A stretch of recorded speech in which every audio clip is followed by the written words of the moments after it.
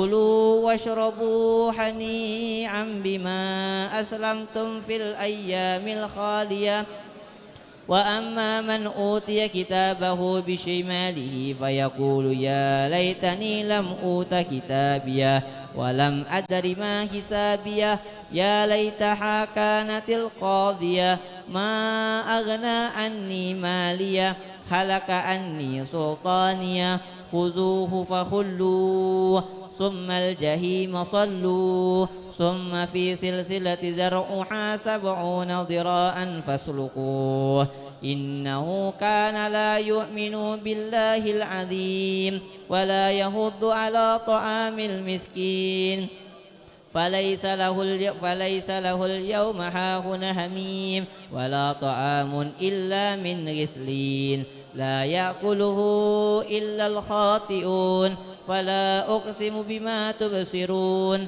وما لا تبصرون إنه لقول رسول كريم وما هو بقول شاعر قليلا ما تؤمنون ولا بقول كاهن قليلا ما تذكرون تنزيل من رب العالمين ولو تقول علينا بعد الأقاويل لأخذنا منه باليمين ثم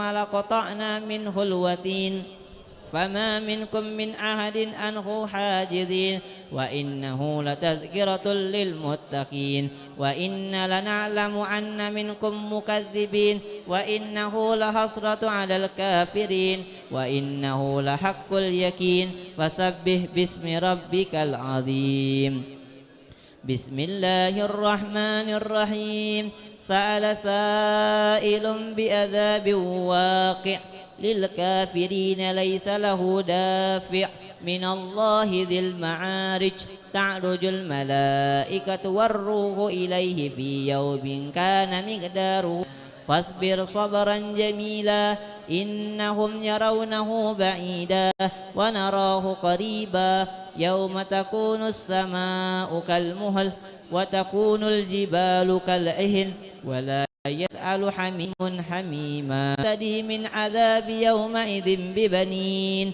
وصاحبته وأخيه وفصيلته التي تؤوي ومن في الأرض جميعا ثم ينجي كلا إنها لظى نزاعة للشوى تدعو من أدبر وتولى فأوعى إن الإنسان خلق هلوعا وأحدهم راء والذين هم بشهادة حتى يلاقوا يومهم الذي يوعدون يوم يخرجون من الأجداث ذراعا كأنهم إلى نصب يوفدون خاشئة أبصرهم ترهقهم ذلة ذلك اليوم الذي كانوا يوعدون بسم الله إنا أرسلنا إنه كان غفارا يرسل السماء عليكم مضرارا ويمددكم بأموال وبنين ويجعل لكم جنة ويجعل لكم أنهارا ما لكم لا ترجون لله وقارا وقد خلقكم أطوارا ألم تر كيف خلق الله 7 سماوات طباقا وجعل القمر فيهن نورا وجعل الشمس سراجا والله أنبتكم من الأرض نباتا ثم يعيدكم فيها ويخرجكم إخراجا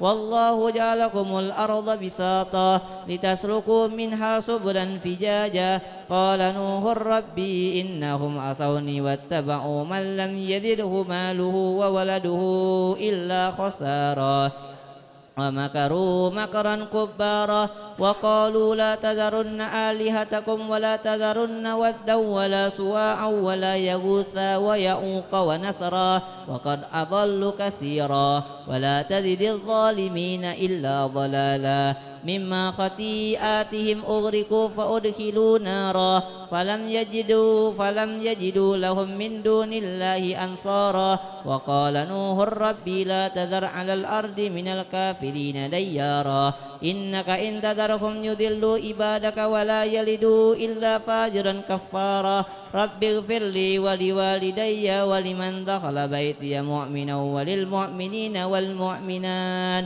ولا تزد الظالمين إلا تبارا بسم الله الرحمن الرحيم قل أوحي إلي أنه استمع نفر من الجن فقالوا إنا سمعنا قرآنا عجبا يهدي إلى الرشد فآمنا به ولن نشرك بربنا أحدا وأنه تعالى جد ربنا ما اتخذ صاحبة ولا ولدا وأنه كان يقول سفيهنا على الله شططا وأنا ظننا أن لن تقول الإنس والجن على الله كذبا وأنه كان رجال من الإنس يعوذون برجال من الجن فزادوهم رهقا وأنهم ظنوا كما ظننتم أن لن يبعث الله أحدا وأنا لمسنا السماء فوجدناها ملئت حرسا شديدا وشهبا وأنا كنا نقعد منها مقائد للسمع فمن يستمع الآن يجد له شهابا رصدا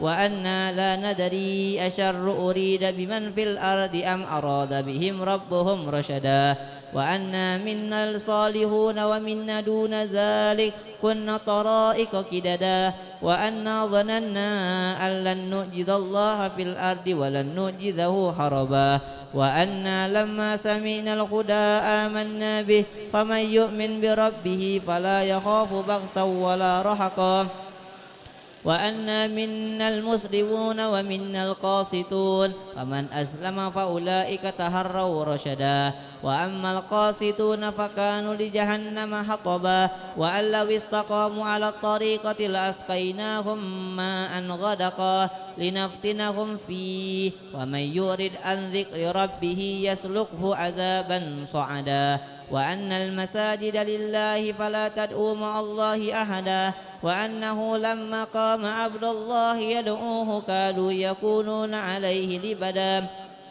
قل إنما أدعو ربي ولا أشرك به أحدا قل إني لا أملك لكم ضرا ولا رشدا قل إني لن يجيرني من الله أحد ولن أجد من دونه ملتحدا إلا بلاغا من الله ورسالاته ومن يأس الله ورسوله فإن له نار جهنم خالدين فيها أبدا حتى إذا رأوا ما يوعدون فسيعلمون من أضعف ناصرا وأقل عددا قل إن أدري أقريب ما توعدون أم يجعل له ربي أمدا عالم الغيب فلا يظهر على غيبه أحدا إلا من ارتضى من رسول فإنه يسلك من بين يديه ومن خلفه رصدا ليعلم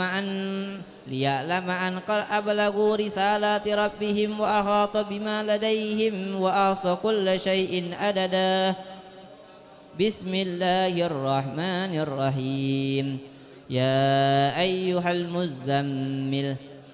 يا أيها المزمل قم الليل إلا قليلا نصفه أو انقص منه قليلا أو زد عليه ورتل القرآن ترتيلا إنا سنلقي عليك قولا ثقيلا إن ناشئة الليل هي أشد وطئا وأقوم قيلا إن لك في النهار سبحا طويلا واذكر اسم ربك وتبتل إليه تبتيلا رب المشرق والمغرب لا إله إلا هو فاتخذه وكيلا واصبر على ما يقولون واهجرهم حجرا جميلا وذرني والمكذبين أولي النعمة ومهلهم قليلا إنا لدينا أنكالا وجحيما وطعاما ذا غصة وعذابا عليما يوم ترجف الأرض والجبال وكانت الجبال كثيبا مهيلا إنا أرسلنا إليكم رسولا شاهدا عليكم كما أرسلنا إلى فرعون رسولا فعصى فرعون الرسول فأخذناه أخذا وبيلا فكيف تتقون إن كفرتم يوما يجعل الولدان شيبا السماء منفطر به كان وعده مفعولا إن هذه تذكرة فمن شاء اتخذ إلى ربه سبيلا إن ربك يعلم أنك تقوم عددا من ثلثي الليل ونصفه وثلثه وطائفة من الذين معك والله يقدر الليل والنهار علم أن لن توصوه فتاب عليكم فاقرؤوا ما تيسر من القرآن علم أن سيكون منكم مرضى وآخرون يضربون في الأرض يبتغون من فضل الله وآخرون يقاتلون في سبيل الله فاقرؤوا ما تيسر منه وأقيموا الصلاة وآتوا الزكاة وأقرضوا الله قرضا حسنا وما تقدموا لأنفسكم من خير تجده عند الله هو خيرا وأعظم أجرا واستغفروا الله إن الله غفور رحيم بسم الله الرحمن الرحيم يا أيها المدثر قم فأنذر وربك فكبر وثيابك فطهر والرجز فاهجر ولا تمنن تستكثر ولربك فاصبر فإذا نكر في الناقور فذلك يومئذ يوم عسير على الكافرين غير يسير ذرني ومن خلقت وحيدا وجعلت له مالا ممدودا وبنين شهودا ومهدت له تمهيدا ثم يطمع أن أزيد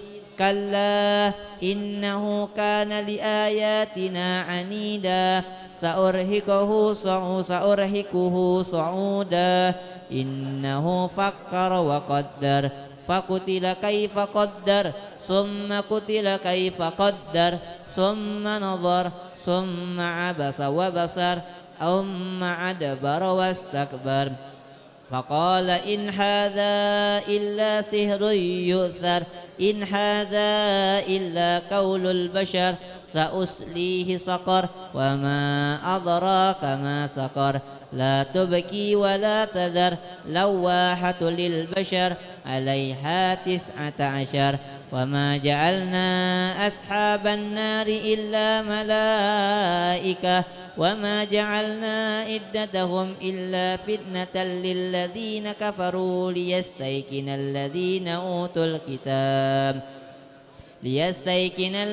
أوتوا الكتاب ويزداد الذين آمنوا إيمانا ولا يرتاب الذين أوتوا الكتاب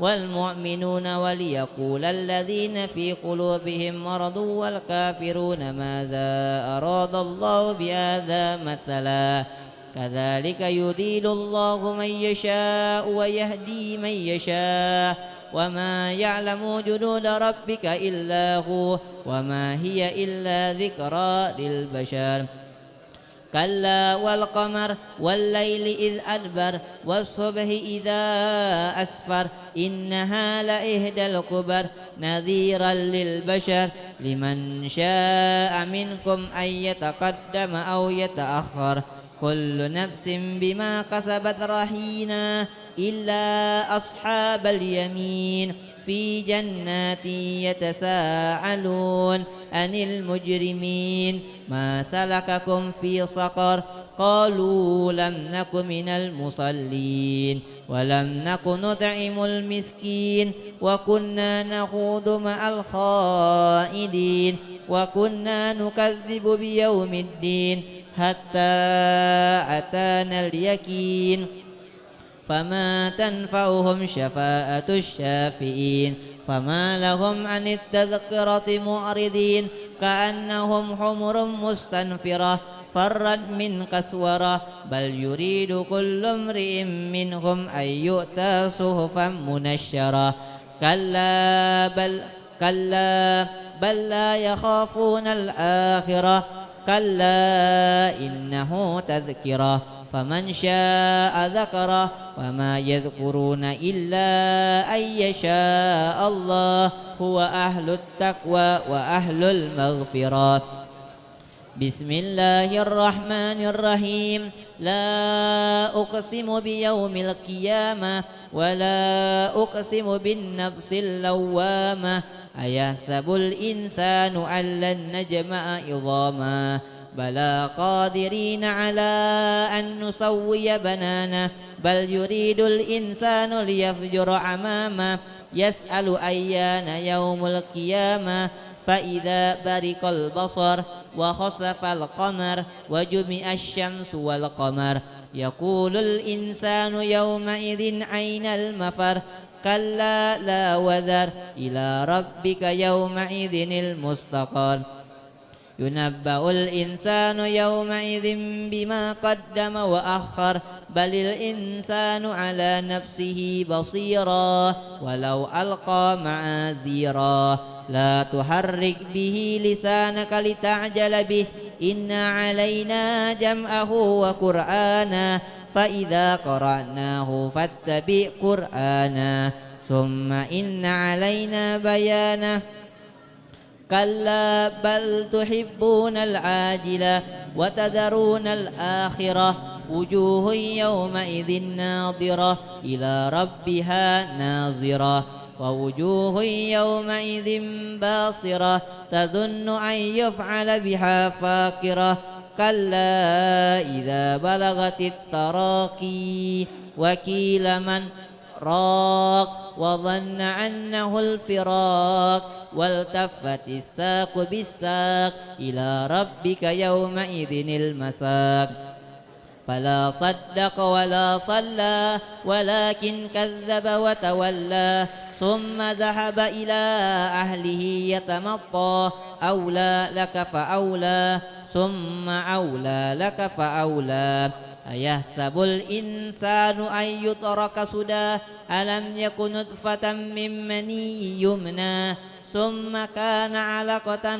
فخلق فسوى فجعل منه الزوجين الذكر والأنثى أليس ذلك بقادر على أن يحيي الموتى بسم الله الرحمن الرحيم هل أتى على الإنسان حين من الدهر لم يكن شيئا مذكورا إنا خلقنا الإنسان من نطفة أمساج نبتليه فجعلناه سميعا بصيرا إنا هديناه السبيل إما شاكرا وإما كفورا إنا أعتدنا للكافرين سلاسل وأغلالا وسعيرا إن الأبرار يشربون من كأس كان مزاجها كافورا عينا يشرب بها عباد الله يفجرونها تفجيرا يوفون بالنذر ويخافون يوما كان شره مستطيرا ويدعمون الطعام على حبه مسكينا ويتيما وأسيرا إنما ندعمكم لوجه الله لا نريد منكم جزاء ولا شكورا إنا نخاف من ربنا يوما عبوسا قمطريرا فوقاهم الله شر ذلك اليوم ولقاهم نضرة وسرورا وجزاهم بما صبروا جنة وهريرا متكئين فيها على الأرائك لا يرون فيها شمسا ولا زمحريرا ودانية عليهم ظلالها وذللت قطوفها تذليلا ويطاف عليهم بآنية من فضة وأكواب كانت قوارير من فضة قدروها تقديرا ويسقون فيها كأسا كان مزاجها زنجبيلا عينا فيها تسمى سلسبيلا ويطوف عليهم ولدان مخلدون إذا رأيتهم حسبتهم لؤلؤا منثورا وإذا رأيت ثم رأيت نعيما وملكا كبيرا آليهم ثياب سندس خضر واستبرق وهلوا أساور من فضة وسقاهم ربهم شرابا طهورا إن هذا كان لكم جزاء وكان سعيكم مشكورا إنا نحن نزلنا عليك القرآن تنزيلا فاصبر لحكم ربك ولا تطع منهم آثما أو كفورا واذكر اسم ربك بكرة وأسيلا ومن الليل فاسجد له وسبحه ليلا طويلا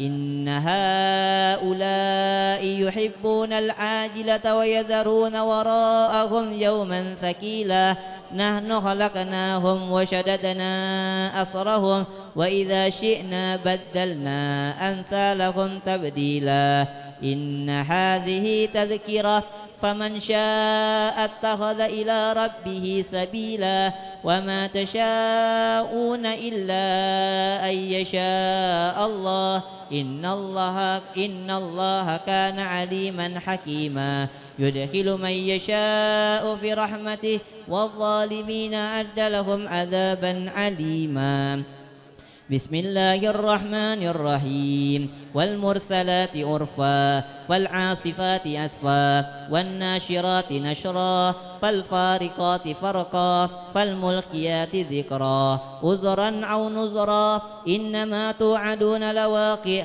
فإذا النجوم طمست وإذا السماء فرجت وإذا الجبال نسفت وإذا الرسل أقتت لأي يوم أجلت ليوم الفصل وما أدراك ما يوم الفصل ويل يومئذ للمكذبين ألم نهلك الأولين ثم نتبعهم الآخرين كذلك نفعل بالمجرمين ويل يومئذ للمكذبين ألم نخلقكم من ماء مهين فجعلناه في قرار مكين إلى قدر معلوم فقدرنا فنعم القادرون ويل يومئذ للمكذبين ألم نجعل الأرض كفاتا أحياء وأمواتا وجعلنا فيها رواسي شامخات وأسقيناكم ماء فراتا ويل يومئذ للمكذبين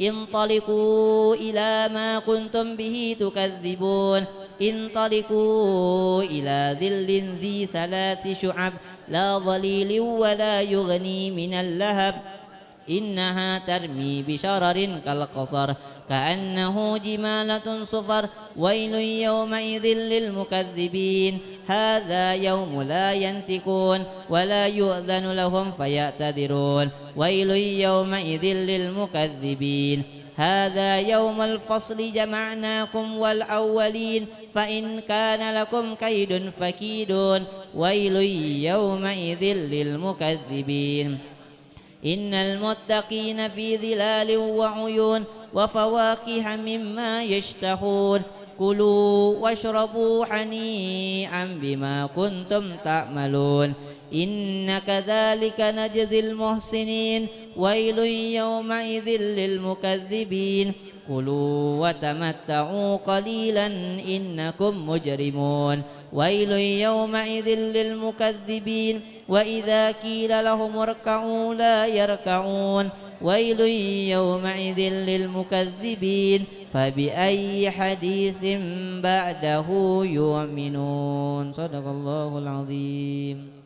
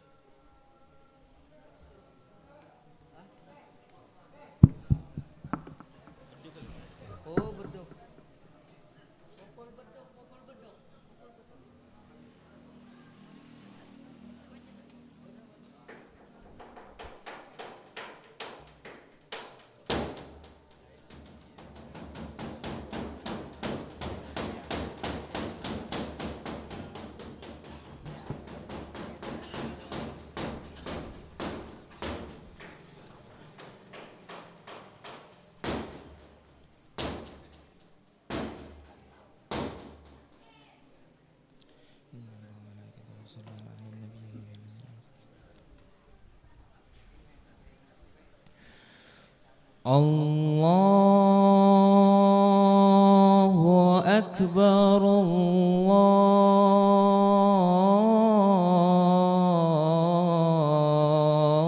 الله أكبر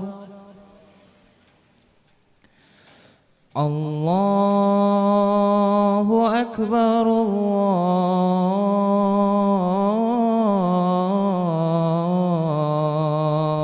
الله أكبر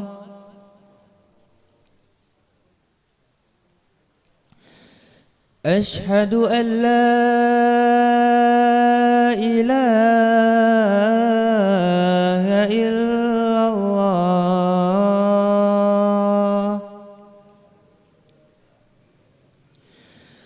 أشهد أن لا إله إلا الله أشهد أن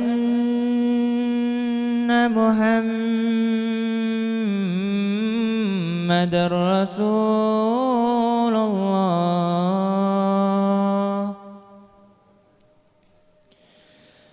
أشهد أن محمدًا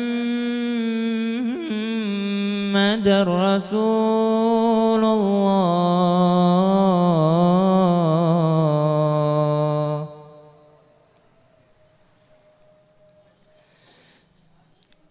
حي على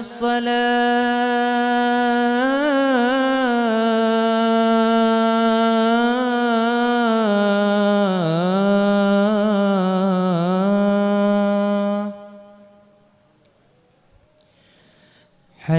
حي على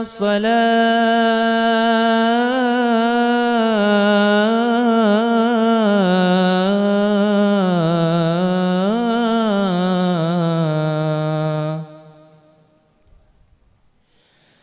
حي على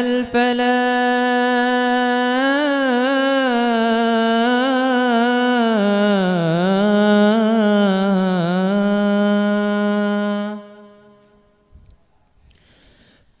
حي على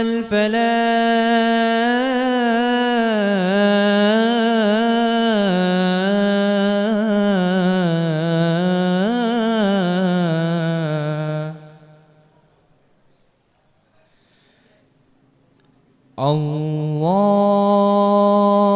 الله أكبر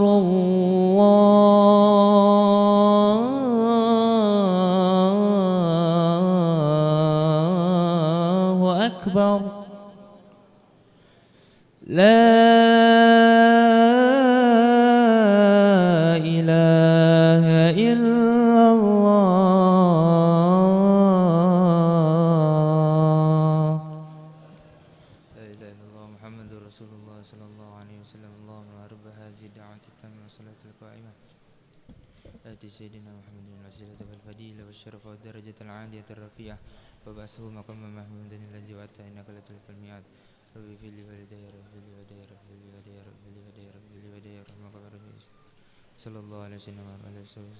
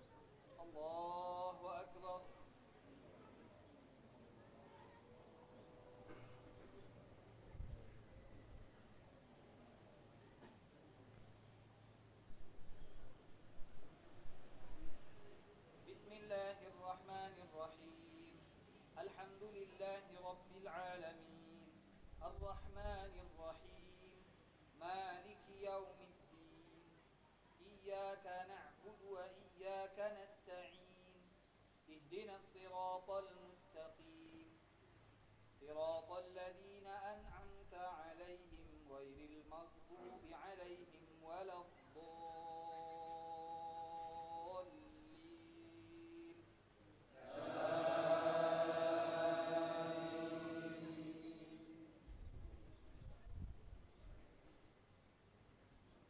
بسم الله الرحمن الرحيم والضحى والليل إذا سجى ما ودعك ربك وما قلى وللآخرة خير لك من الأولى ولسوف يعطيك ربك فترضى ألم يجدك يتيما فآوى ووجدك ضالا فهدى ووجدك عائلا فأغنى فأما اليتيم فلا تقهر وأما السائل فلا تنهر وأما بنعمة ربك فحدث الله أكبر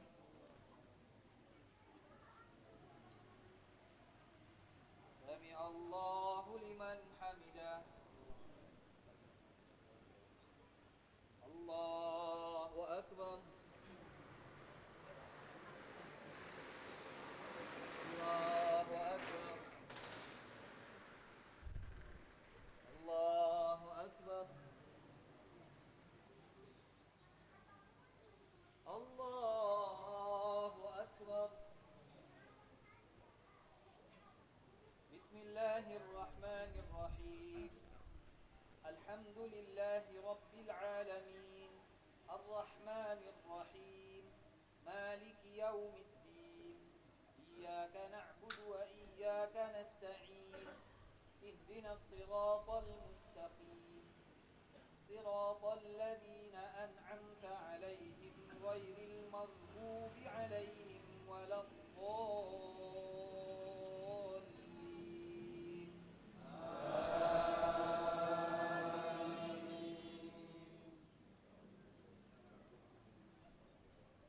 بسم الله الرحمن الرحيم ألم نشرح لك صدرك ووضعنا عنك وزرك الذي أنقض ظهرك ورفعنا لك ذكرك فإن مع العسر يسرا إن مع العسر يسرا فإذا فرغت فانصب وإلى ربك فارغب الله أكبر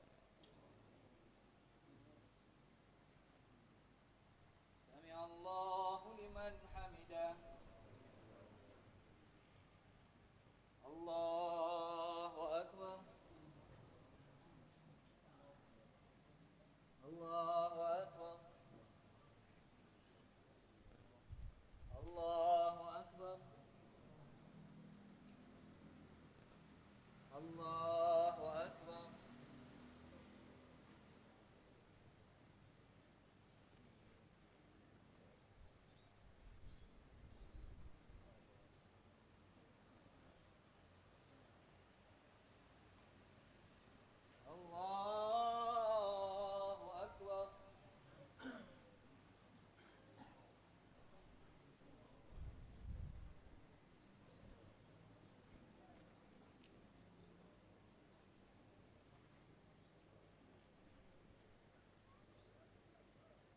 الله أكبر سمع الله لمن حمده الله أكبر الله أكبر الله أكبر الله أكبر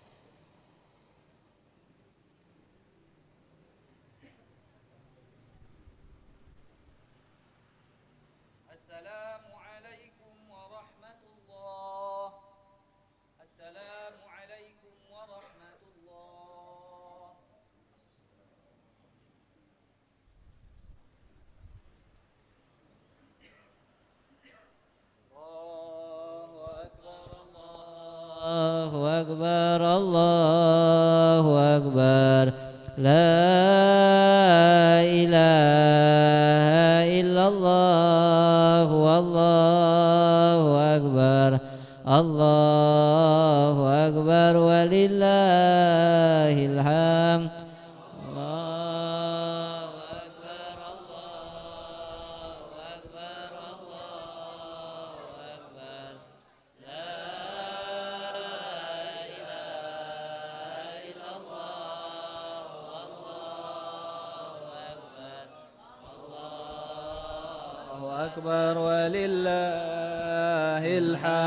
الله أكبر الله أكبر الله أكبر لا إله إلا الله والله أكبر الله أكبر ولله الحمد الله أكبر الله أكبر الله أكبر لا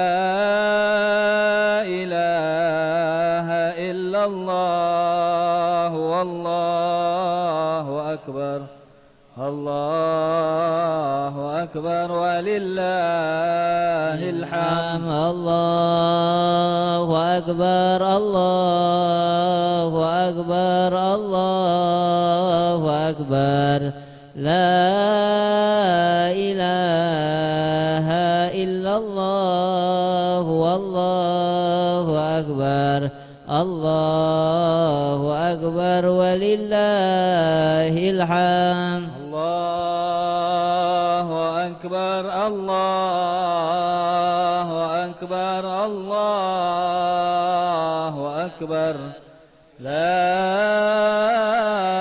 إله إلا الله والله أكبر الله أكبر ولله الحمد الله أكبر الله أكبر الله أكبر الله أكبر كبيرا والحمد لله كثيرا وسبحان الله بكرة وأسيلا لا إله إلا الله وحده صدق وعده ونصر عبده وأعزه الجنده وهزم الأحزاب وحده لا إله إلا الله والله أكبر الله أكبر ولله الحمد الله أكبر الله أكبر الله أكبر لا إله إلا الله والله أكبر الله أكبر ولله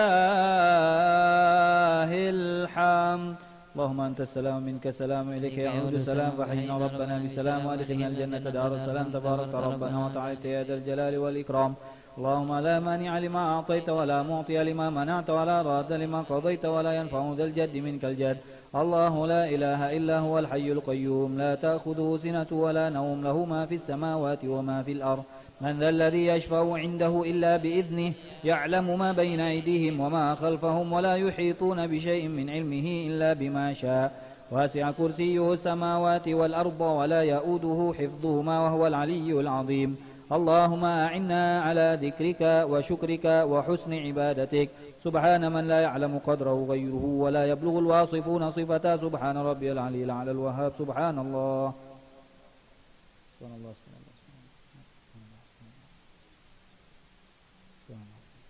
دائما أبدا الحمد لله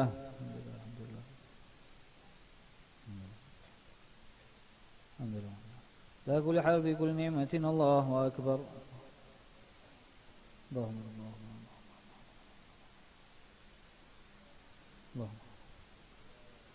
الله أكبر كبيرا والحمد لله كثيرا سبحان الله بكرة وعصيلا لا إله إلا الله وحده لا شريك له له الملك وله الحمد يحيي ويميت وهو على كل شيء قدير ولا حول ولا قوة إلا بالله العلي العظيم آمين.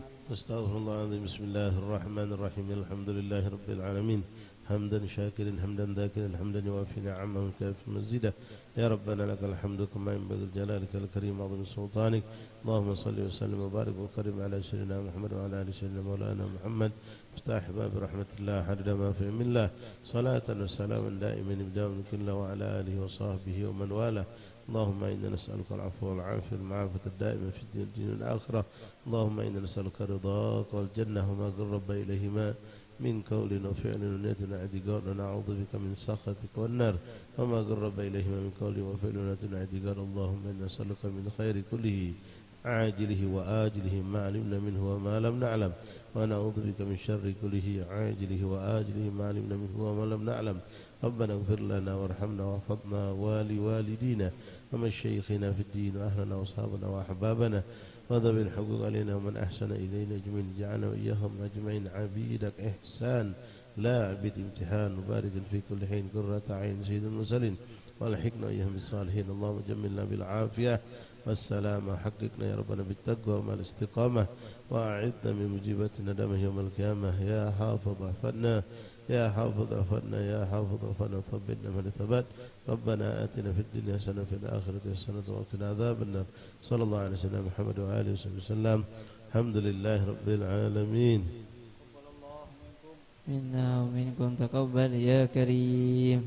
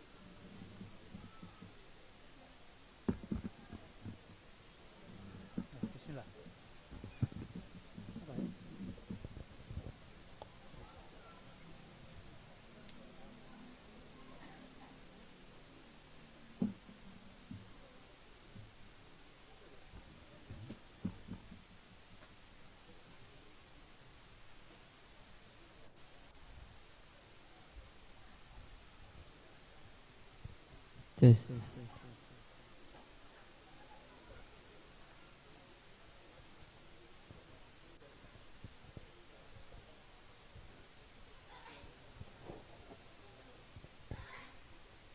Bismillahirrahmanirrahim. Wadduha wal laili idza saja ما وداك ربك وما قلى وللآخرة خير لك من الأولى ولسوف يؤتيك ربك فترضى ألم يجدك يتيما فآوى ووجدك ضالا فهدى ووجدك عائلا فأغنى فأما اليتيم فلا تقهر وأما السائل فلا تنهر وأما بنعمة ربك فحدث الله أكبر لا إله إلا الله والله أكبر لله الحمد بسم الله الرحمن الرحيم ألم نشرح لك صدرك ووضعنا عنك وزرك الذي أنقض ظهرك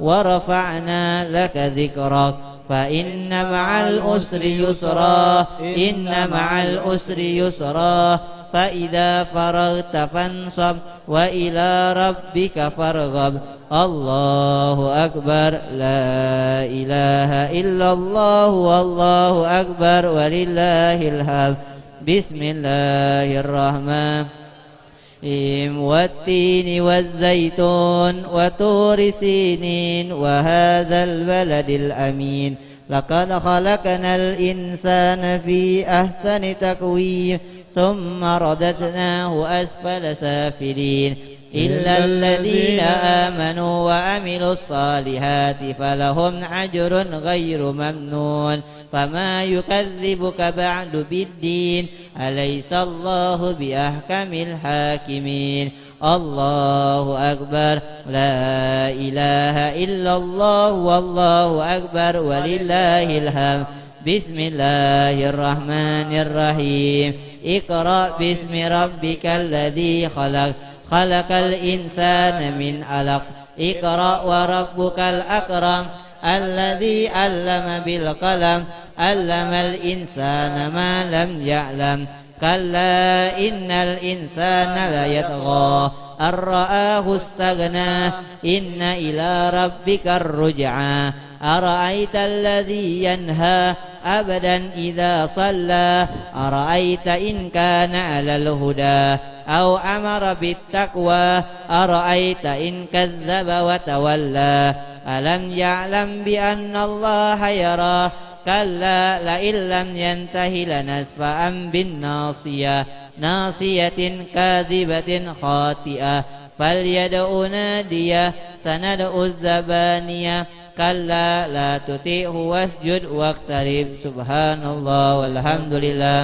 لا إله إلا الله والله أكبر سبحان الله والحمد لله ولا إله الله أكبر سبحان الله والحمد لله ولا إله إلا الله والله أكبر الله أكبر لا إله إلا الله والله أكبر ولله الحمد بسم الله الرحمن الرحيم إنا أنزلناه في ليلة يتلو صحفا مطهرة فيها كتب قيمة وما تفرق الذين أوتوا الكتاب إلا من بعد ما جاءتهم البينة وما أمروا إلا ليعبدوا الله مخلصين له الدين حنفاء ويقيموا الصلاة ويؤتوا الزكاة وذلك دين القيمة إن الذين كفروا من أهل الكتاب والمشركين في نار جهنم خالدين فيها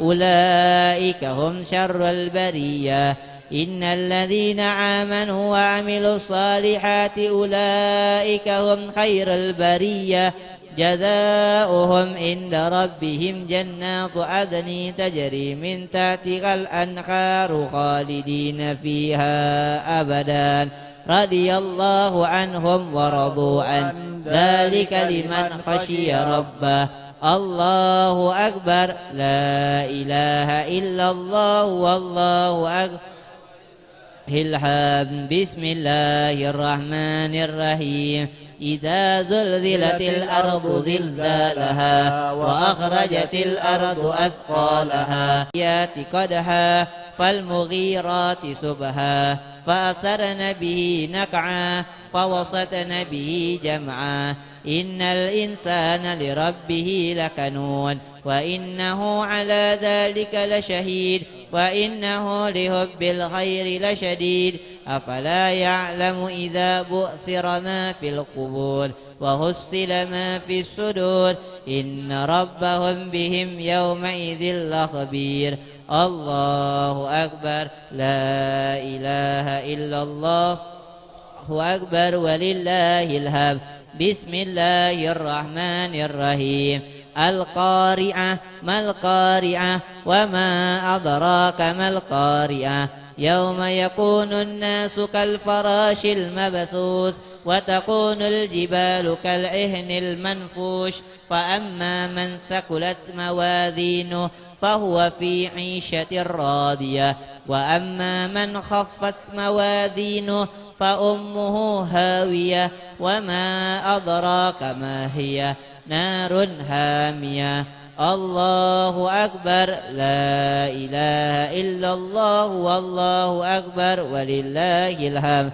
بسم الله الرحمن الرحيم ألهاكم التكاثر حتى زرتم المقابر كلا سوف تعلمون ثم كلا سوف تعلمون كلا لو تعلمون علم اليقين لترون الجحيم ثم لترونها عين اليقين ثم لتسألن يومئذ عن النعيم الله أكبر لا إله إلا الله والله أكبر ولله الحمد بسم الله الرحمن الرحيم والعصر إن الإنسان لفي خسر إلا الذين آمنوا وعملوا الصالحات وتواصوا بالحق وتواصوا بالصبر الله أكبر لا إله إلا الله والله أكبر ولله الحمد بسم الله الرحمن الرحيم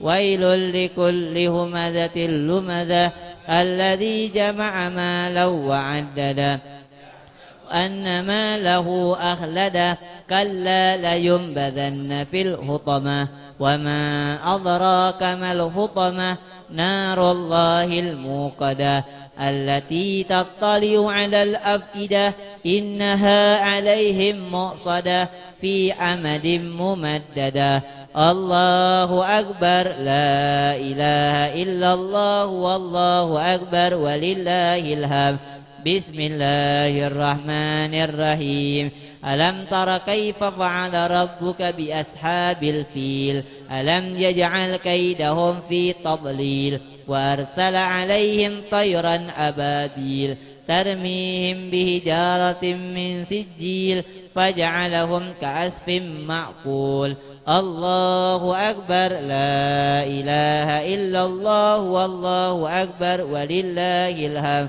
بسم الله الرحمن الرحيم لإيلاف قريش فيهم رحلة الشتاء والصيف فليعبدوا رب هذا البيت الذي أطعمهم من جوع وآمنهم من خوف الله أكبر لا إله إلا الله والله أكبر ولله الحمد بسم الله الرحمن الرحيم أرأيت الذي يكذب بالدين فذلك الذي يدعو اليتيم ولا يحض على طعام المسكين فويل للمصلين الذين هم عن صلاتهم ساهون الذين هم يراءون ويمنعون الماعون الله أكبر لا إله إلا الله والله أكبر ولله الحمد بسم الله الرحمن الرحيم إنا أعطيناك الكوثر فصل لربك وانهر إن شانئك هو الأبتر الله أكبر لا إله إلا الله والله أكبر ولله الحمد بسم الله الرحمن الرحيم قل يا أيها الكافرون لا أعبد ما تعبدون ولا أنتم عابدون ما أعبد ولا أنا عابد ما عبدتم ولا أنتم عابدون ما أعبد لكم دينكم دين. الله أكبر لا إله إلا الله والله أكبر ولله الحمد. بسم الله الرحمن الرحيم. إذا جاء نصر الله والفتح ورأيت الناس يدخلون في دين الله أفواجا فسبح بحمد ربك واستغفر إنه كان توابا. الله أكبر لا إله إلا الله والله أكبر ولله الحمد. بسم الله الرحمن الرحيم. تبت يدا أبي لهب وتب ما أغنى عنه ماله وما كسب سيصلى نارا ذات لهب وامرأته حمالة الحطب في جيدها هبل من مسد. الله أكبر لا إله إلا الله والله أكبر ولله الحمد. بسم الله الرحمن الرحيم. قل هو الله أحد الله الصمد لم يلد ولم يولد ولم يكن له كفوا أحد. بسم الله الرحمن الرحيم. قل هو الله أحد الله الصمد لم يلد ولم يولد ولم يكن له كفوا أحد. بسم الله الرحمن الرحيم. قل هو الله أحد الله الصمد لم يلد ولم يولد ولم يكن له كفوا أحد. الله أكبر لا إله إلا الله والله أكبر ولله الحمد. بسم الله الرحمن الرحيم. قل أعوذ برب الفلق من شر ما خلق شر غاسق إذا وقب ومن شر النفاثات في العقد ومن شر حاسد إذا حسد. الله أكبر لا إله إلا الله والله أكبر ولله الحمد. بسم الله الرحمن الرحيم. قل أعوذ برب الناس ملك الناس إله الناس من شر الوسواس الخناس الذي يوسوس في صدور الناس من الجنة والناس. الله أكبر لا إله إلا الله والله أكبر ولله الحمد. بسم الله الرحمن الرحيم. الحمد لله رب العالمين. ينفقون والذين يؤمنون بما أنزل إليك وما أنزل من قبلك وبالآخرة هم يوقنون أولئك على هدى من ربهم وأولئك هم المفلحون. وإلهكم إله واحد لا إله إلا هو الرحمن الرحيم. الله لا إله إلا هو الحي القيوم لا تأخذه سنة ولا نوم له ما في السماوات وما في الأرض. من ذا الذي يشفع عنده إلا بإذنه ما بين أيديهم وما خلفهم ولا يحيطون بشيء من علمه إلا بما شاء. وسع كرسيه السماوات والأرض ولا يهوده حفظهما وهو العلي العظيم. آمن الرسول بما أنزل إليه من ربه والمؤمنون كل آمن بالله وملائكته وكتبه ورسله لا نفرق بين أحد من رسله وقالوا سمعنا وأطعنا غفرانك ربنا وإليك المصير. لا يكلف الله نفسا إلا وسعها لها ما كسبت وعليها ما اكتسبت. ربنا لا تؤاخذنا إن نسينا أو أخطأنا ربنا ولا تحمل علينا إصرا كما حملته على الذين من قبلنا ولا تحملنا ما لا طاقة لنا به واعف عنا واغفر لنا وارحمنا واعف عنا واغفر لنا وارحمنا واعف عنا واغفر لنا وارحمنا أنت مولانا فانصرنا على القوم الكافرين. ارحمنا يا أرحم الراحمين ارحمنا يا أرحم الراحمين ارحمنا يا أرحم الراحمين. rahmatullahi wabarakatuh alaikum ahlal bait innahu hamidum majid innama yuridullahu liyudhhiba ankum rijsa ahlal baiti wa yutahhirukum tathira innallaha wa malaikatahu yusalluna 'alan nabi يا أيها الذين آمنوا صلوا عليه وسلموا تسليما اللهم صل أفضل صلاة على أسعد مخلوقاتك نور الهدى سيدنا محمد وعلى آله وصحبه وسلم عدد معلوماتك ومداد كلماتك كلما ذكر ذاكرون وغفل عن ذكرك الغافلون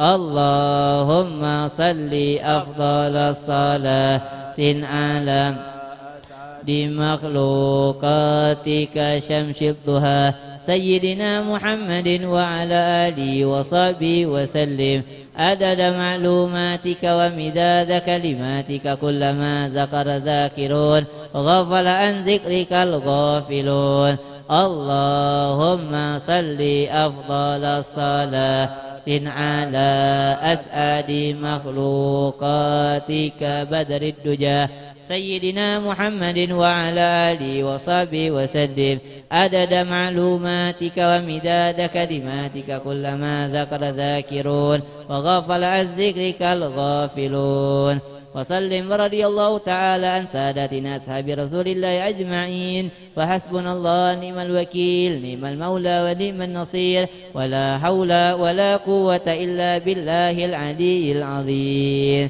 أستغفر الله العظيم أستغفر الله العظيم أستغفر الله العظيم إن الله غفور رحيم أفضل الذكر فاعلم أنه لا إله إلا الله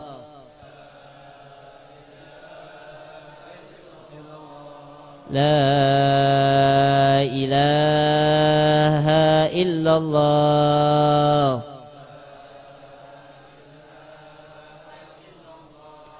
لا إله إلا الله محمد رسول الله صلى الله عليه وسلم كلمة حق عليها نهيا وعليها نموت وعليها نبعث إن شاء الله تعالى من الآمين برحمتك يا أرحم الراحمين لا إله إلا الله لا إله إلا الله لا إله إلا الله لا إله إلا الله لا إله إلا الله لا إله إلا الله لا إله إلا الله لا إله إلا الله لا إله إلا الله لا إله إلا الله لا إله الله لا إله إلا الله لا إله إلا الله لا إله إلا الله لا إله إلا الله لا إله إلا الله لا إله إلا الله لا إله إلا الله لا إلا الله لا إله إلا الله لا إله إلا الله لا إله إلا الله لا إله إلا الله لا إله إلا الله لا إله إلا الله لا إله إلا الله لا إله إلا الله لا إله إلا الله لا إله إلا الله لا إله إلا الله لا إله إلا الله لا إله إلا الله لا إله الله لا إله إلا الله لا إله إلا الله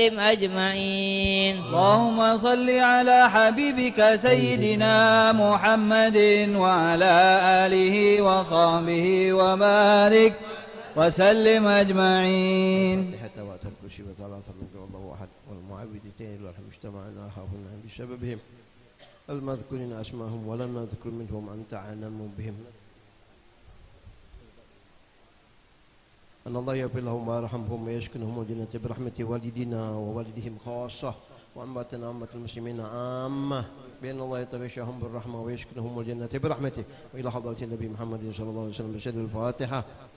أعوذ بالله من الشيطان الرجيم. بسم الله الرحمن الرحيم. الحمد لله رب العالمين الرحمن الرحيم مالك يوم الدين إياك نعبد وإياك نستعين اهدنا الصراط المستقيم صراط الذين أنعمت عليهم غير المغضوب عليهم ولا الضالين آمين. الله لا إله إلا هو الحي القيوم لا تأخذه سنة ولا نوم له ما في السماوات في الأرض من ذا الذي يشفع عنده إلا بإذنه يعلم ما بين أيديهم وما خلفهم ولا يحيطون بشيء من علمه إلا بما شاء وسع كرسيه السماوات والأرض ولا يئوده حفظهما هو العلي العظيم. بسم الله الرحمن الرحيم قل هو الله أحد الله الصمد لم يلد ولم يولد ولم يكن له كفوا أحد. بسم الله الرحمن الرحيم قل هو الله أحد الله الصمد لم يلد ولم يولد ولم يكن له كفوا أحد. بسم الله الرحمن الرحيم قل هو الله أحد الله الصمد لم يلد ولم يولد ولم يكن له كفوا أحد.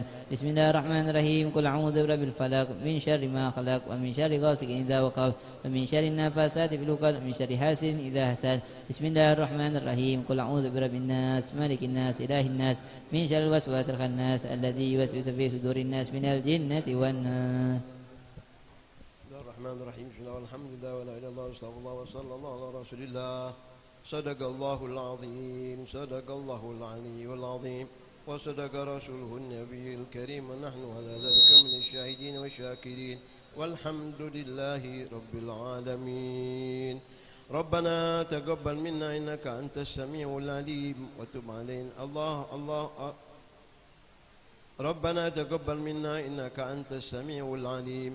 اللهم انفعنا وارفعنا بالقرآن العظيم واهدنا وبارك لنا بالآيات والذكر الحكيم وتقبل منا ختم القرآن ودعاءنا يا ربي مولانا إنك أنت السميع العليم. اللهم ارزقنا بكل حرف من القرآن حلاوة وبكل كلمة كرامة ولكل آية من القرآن ألفة وبكل سورة من القرآن سورة وبكل جزء من القرآن جزاء وبكل ربع من القرآن راحة وبكل نصف من القرآن نعمة وبكل ثلث من القرآن ثباتا وبكل رفع من القرآن رفعة وبكل فتح من القرآن فرحة وفتوحا وبكل كسر من القرآن كسوة وبكل وقف من القرآن بغاية. اللهم ارزقنا بالألف أمنا وإيمانا وبالباء بهاء وبركة وبالتاء توبة وتوفيقا وبالثاء ثروة وثوابا وبالجيم جاها وجلالا وبالهاء حلما وحياء وبالخاء خشوعا وخاشية وبالدال دولة ودليلا وبالذال ذهنا وذكاء وبالراء رحمة ورجاء وبالزاء زهدا وزكاء وبالسين سعادة وسلامة وبالشين شكرا وشرافة وبالصاد صبرا وصداقة وبالضاء ضوءا وضلاعة وبالطاء طاعة وطهارة وبالضاء ظفرا وضرافة وبالعين عفوا وعافية وبالغين غنى وغنيمة وبالفاء فوزا وفلاحا وبالقاف قربا وقناعا وبالكاف كمالا وكرامة وباللام لطفا ولقاء وبالميم مغفرة ومتاعا وبالنون نورا ونجاة وبالواو وسة وولاية وبالهاء همة وهداية وبالياء يسرا ويقينا. اللهم طهر قلوبنا وقر عيوننا واستر عوراتنا واشف مرضانا واقض عنا ديوننا وبيض وجوهنا وارفع درجاتنا واصلح حاجاتنا وارحم آباءنا واغفر لأمهاتنا وتجاوز عن سيئاتنا وامحو ذنوبنا وانصر سلطاننا وأصلح ديننا ودنيانا ورطب لساننا وقوي أجسادنا وفرح أحبابنا وخرب أجسادنا وشتت شمول أعدائنا واحفظ أهلنا وأموالنا وانظر أولادنا وديارنا وثبت أقدامنا على دين الإسلام وانصرنا على القوم الكافرين بحرمة هذا القرآن. الله بهذا القرآن العظيم اللهم اهدنا وبارك لنا بالآيات والذكر الحكيم وتتقبل منا قراءتنا وتجاوز عنا ما كان منا في تلاوة القرآن من خطأ أو نسيان أو تصريف كلمة عن مواضعها أو تقديم أو تأخير أو زيادة أو نقصان أو تأويل على غير ما أنزلته أو ريب أو شك أو سهو أو سوء إلحان أو تعجيل عند قراءة القرآن أو كسل أو سرعة أو زي لسان أو وقف بغير وقوف أو إدغام بغير مدغام أو إظهار بغير بيان أو مد أو تشديد أو حمزة أو جزم أو إعراب بغير ما كتبته أو قلة رغبة ورهبة عند آيات الرحمة أو آيات العذاب فاغفر لنا ذنوبنا ربنا واكتبنا مع الشاهدين. اللهم نور قلوبنا بتلاوة القرآن وزينا خلاقنا بجاه القرآن وحسن أحمالنا بذكر القرآن وبيض وجوهنا ببركة القرآن ومرور أبداننا بنور القرآن ونجنا من النار كرامة القرآن وأدخلنا الجنة بشفاعة القرآن. اللهم اجعل القرآن لنا في الدنيا قرينا وفي القبر مؤنسا وفي القيامة شافعا وعلى الصراط نورا وفي الجنة رفيقا ومن النار سترا وحجابا. اللهم ارحمنا بالقرآن واجعله لنا إماما ونورا وهدى ورحمة. اللهم ذكرنا منه ما نسينا وعلمنا منه ما جهلنا وارزقنا تلاوته آناء الليل وآناء النهار واجعله حجة لنا يا رب العالمين. اللهم اهدنا بهداية القرآن ونجنا من النار بحرمة القرآن ويسر علينا أمورنا أمور الدنيا والآخرة بالقرآن الكريم وحسن مقاصدنا واقضي جميع حاجاتنا بالقرآن العظيم واشفي جميع أسقامنا ولمن أوصانا بشؤونهم يا رب بحرمة القرآن وتمم آمالنا ببركة كلامك القديم وهون علينا سكرات الموت بجاه القرآن الكريم يا رحمن يا رحيم.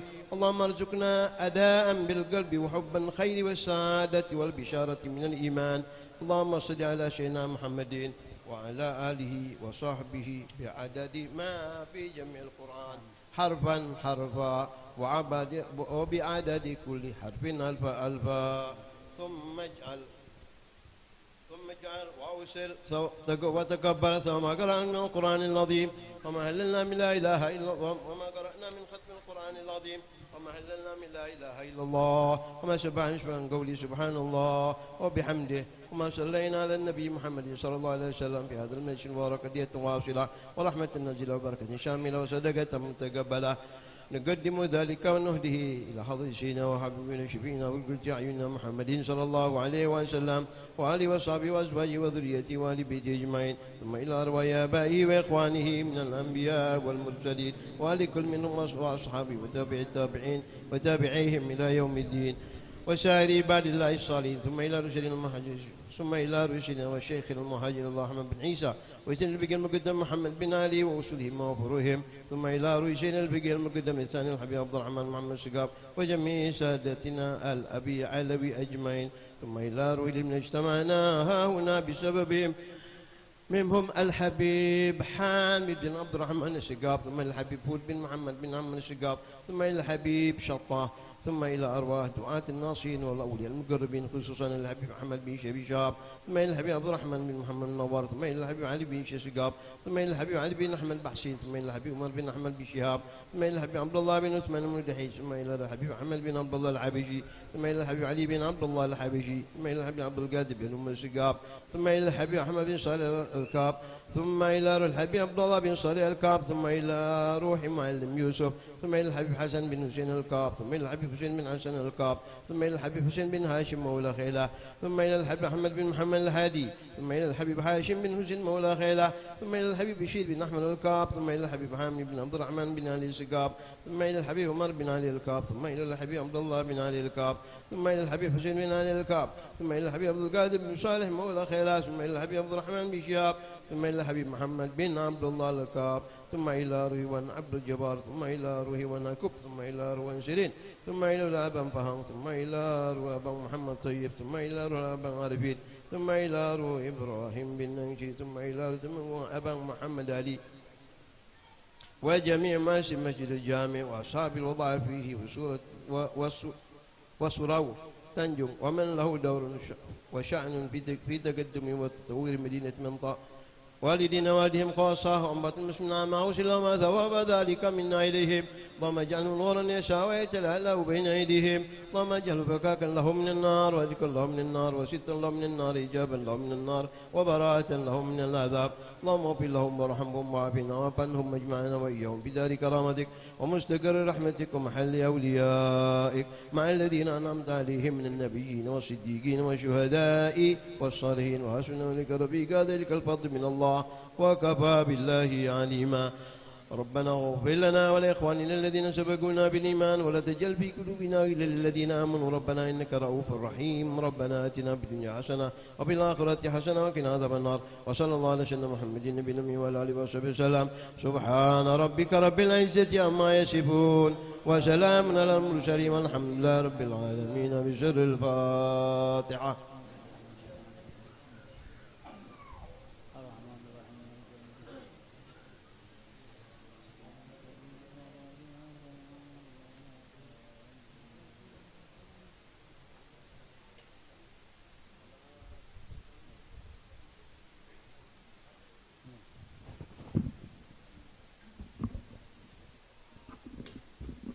Bismillahirrahmanirrahim. Alhamdulillahirabbil alamin. Allahumma shalli ala sayyidina Muhammadin wa ala ali sayyidina Muhammad.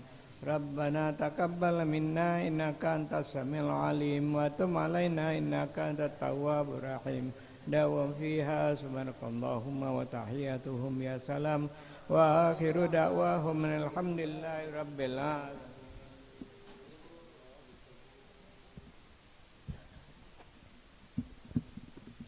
Bismillahirrahmanirrahim. Assalamualaikum warahmatullahi wabarakatuh. Alhamdulillah, alhamdulillahillazi bi ni'matihi tutimmu sholihat wa tanzilul barakat. Allahumma salli wa sallim ala sayyidina Muhammadin nuri kasari wa madadikal jari wa jama'na fi kulli adwari wa ala alihi wa sahbihi yan nur. Alhamdulillah, summa alhamdulillah, lakal hamdu ya Allah, lakal hamdu ya Rabbana.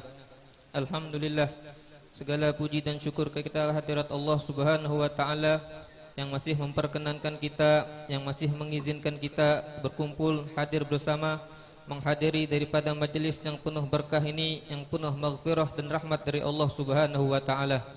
Salawat serta salam tak lupa kita ucapkan kepada sosok seorang Nabi yang agung, kepada seorang Nabi yang mulia, yang diagungkan, yang dimuliakan oleh Zat yang Maha Agung.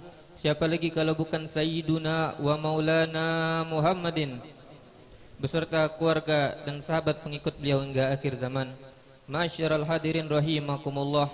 Awalan yang pertama kami ucapkan syukran katsiran jazakumullah khairul jaza. Kami ucapkan terima kasih kepada guru kita, orang tua kita yang telah hadir di tempat ini, menyempatkan waktunya untuk hadir berkumpul bersama kami. Yang pertama kami ucapkan terima kasih kepada guru kami Al-Habib Muhsin bin Abdullah Al-Habsyi, kepada Al-Habib Muhammad Syukri bin Ali bin Sahab, kepada guru kami juga Al-Habib Bagir bin Yahya Al-Kaf, kepada orang tua kami Al-Habib Hasan bin Abdullah Al-Kaf, Al-Habib Mustafa bin Abdullah Al-Kaf, Al-Habib Yahya bin Bashir Al-Kaf, kepada guru kami juga Ustadz Muhammad bin Husin As-Segaf, wal Habib Farid bin Mahdi As-Segaf. Kami ucapkan terima kasih atas kehadiran mereka duduk bersama kita. Kita minta kepada Allah Subhanahu wa taala atas duduknya mereka, kumpulnya mereka bersama kita menambahkan keberkahan di acara kita. Dan kita minta kepada Allah Subhanahu wa taala agar memanjangkan umur guru-guru kita, orang tua kita, menyehatkan mereka, kabulkan hajat dan tujuan mereka. Yang kedua, kami ucapkan terima kasih kepada tamu undangan yang telah menyempatkan diri untuk hadir duduk bersama kami, yang telah jauh-jauh datang menyempatkan waktunya meramaikan acara kami di Mentok ini. Yang ketiga, kami ucapkan terima kasih kepada segenap panitia dan kepada seluruh orang yang membantu menyukseskan acara ini, baik dengan materi, tenaga dan dengan doa. Ma'asyiral muslimin rahimakumullah. Alhamdulillah, rangkaian acara demi acara telah kita lalui, dimulai dengan pelaksanaan salat maghrib berjamaah.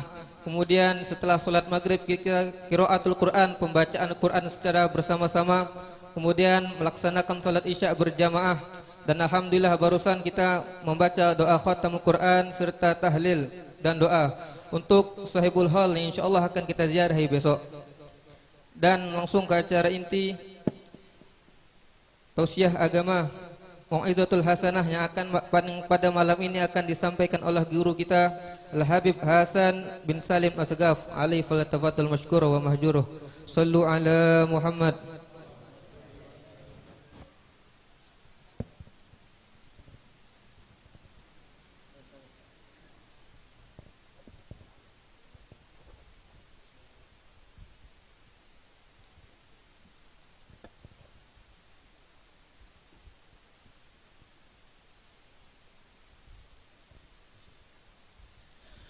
Assalamualaikum warahmatullahi wabarakatuh. Alhamdulillah, alhamdulillahi la abghi bihi badala, hamdan yuballighu min ridwanihi al-amala, thumma salatu wassalamu ala khairil wara wa ala sadatina wa alihi wa sahbihi al-fudala.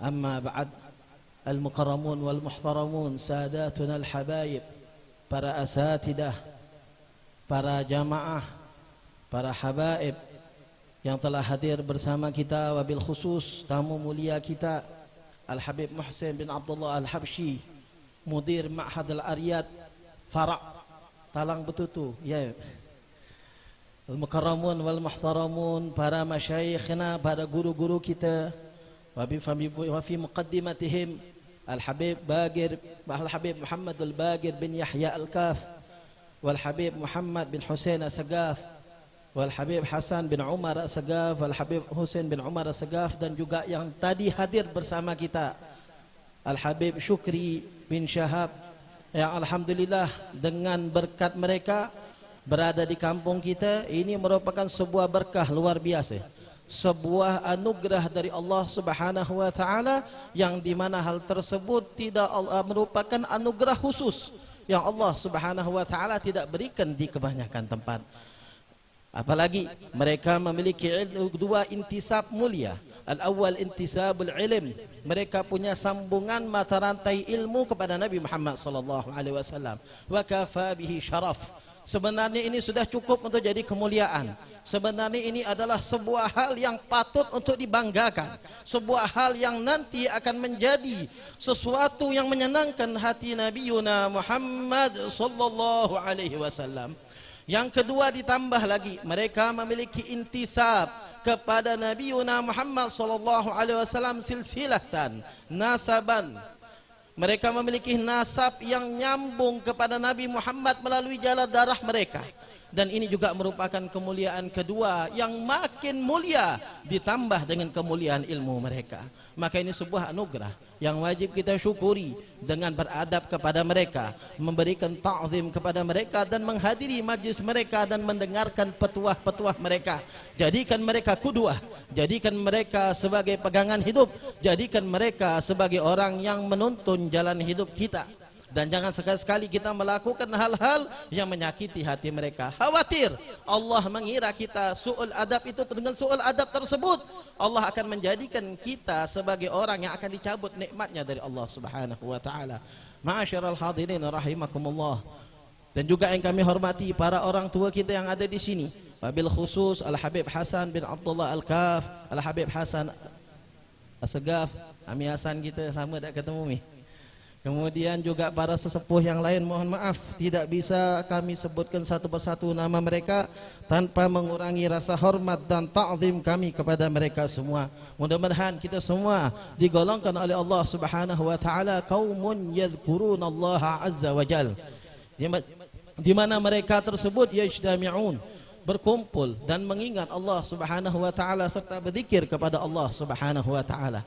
di mana dikatakan dalam sebuah hadis diriwayatkan oleh Imam Muslim bahwasanya inna lillahi malaikatan yatufuna fi turuq yaltamisuna ahla dzikir.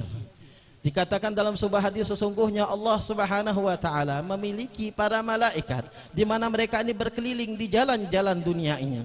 Tugasnya apa? Mencari kelompok-kelompok orang yang berzikir. Mudah-mudahan kita dimasukkan semua kepada golongan ini. Karena alhamdulillah kita sudah melakukan sebuah hal yang menjadikan diri kita insyaallah minhum. Pertama, kita sudah terkena insyaallah dalam golongan hadis yang di mana Nabi Muhammad SAW menyabdakan dalam riwayat Muslim juga. Majtama'a qaumun fi baitin min buyutillah yatluna kitab Allah wa yatadarasuna fima bainahum illa nazalat alaihimus sakinah wa ghashiyat alaihimur rahmah wa haffathumul malaikah wa dzakarahumullahu fi man indah. Tidaklah berkumpul suatu kaum di sebuah tempat rumah-rumahnya Allah Subhanahu wa taala. Mereka membaca Al-Qur'an. Alhamdulillah kita sudah baca khatmul Qur'an tadi. Kemudian yatadarasuna fima bainahum, saling mengkaji di antara kita. Alhamdulillah kita rutin majlis ilmu mengkaji kalam Allah, mengkaji kalam Rasulullah sallallahu alaihi wasallam yang insyaallah itu semua termasuk bagian daripada yatadarasuna fima bainahum. Kemudian dikatakan illa nazalat alaihimus sakinah, kecuali turun kepada mereka sebuah as-sakinah. Ulama menafsirkan as-sakinah ini dengan berbagai macam tafsir. Di antara tafsir yang sangat banyak didukung oleh para ulama adalah halawatul iman, lezatnya keimanan yang kita dapatkan di hati kita. Sebagai bukti bahwasanya kelezatan tersebut pernah kita rasakan. Mungkin banyak perkumpulan, ribuan orang yang hadir. Di sana banyak perkumpulan di luar, mungkin ribuan orang yang hadir, mungkin tempat lebih mewah daripada tempat yang kita hadiri sekarang, mungkin dengan hidangan yang jauh lebih mewah daripada hidangan yang kita nikmati sekarang, mungkin setiap orang yang hadir dapat amplop, mungkin mereka yang hadir dapat bingkisan, berbeda dengan kita mungkin pulang tangan kosong. Tapi ketahuilah, saksikan dalam hati kita semua masing-masing, apakah dapat kelezatan sebagaimana kita merasakan dalam majlis-majlis seperti ini? Apakah kita mendapatkan ketenangan batin, di mana ketenangan tersebut membuat hati kita khusyuk, ingat kepada Allah, ingat kepada Rasulullah, terbayang seakan-akan bagaimana perkumpulan Nabi Muhammad SAW beserta para sahabatnya, mengingat bagaimana kedekatan kita kepada Allah. Mungkin kita ada dosa, teringat dosa kita, kita mohon ampun kepada Allah, teringat akan kita bukan orang yang suci, kita orang kotor, kita orang bejat, maka kita memohon ampun kepada Allah Subhanahu wa taala. Memandang wajah-wajah orang soleh yang membuat hati kita sejuk rasanya. Luar biasa. Apakah ketenangan ini kita dapatkan tempat lain? Wallahi jawabannya enggak. Hanya tempat-tempat seperti ini, perkumpulan-perkumpulan seperti ini, majlis-majlis zikir dan majlis ilmu seperti ini, kita menemukan kedamaian tersebut. Kita berkumpul di mall, silahkan dengan segala kemewahannya. Berkumpul dalam kampanye, silahkan dengan segala bingkisan-bingkisannya.